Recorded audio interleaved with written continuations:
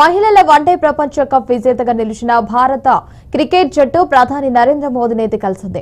ఢిల్లీలోని తన నివాసంలో టీమిండియాకు మోదీ ఆతిథ్యంగా ఇచ్చారు. కెప్టెన్ హర్మన్ ప్రీత్ కౌర్ తో జట్టు సభ్యులు ప్రధాని నివాసానికి వెళ్లారు. వరల్డ్ కప్ విశేషాలను టీమిండియా క్రీడాకారిణులను మోదీతో పంచుకున్నారు. ఈ సందర్భంగా వరల్డ్ కప్ ఛాంపియన్లకు ప్రధాని అభినందనలు తెలిపారు.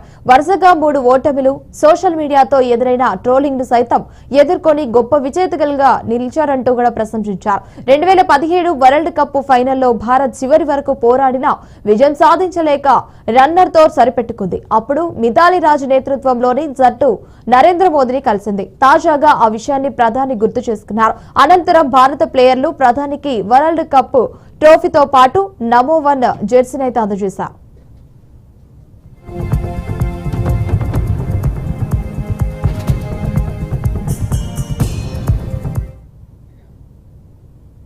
ఐసీసీ వన్డే ప్రపంచ కప్ విజేత భారత మహిళల జట్టు భారత రాష్ట్రపతి ద్రౌపది ముర్మును మర్యాదపూర్వకంగా కలిసింది. చారిత్రక విజయం సాధించిన జట్టును రాష్ట్రపతి అభినందించారు.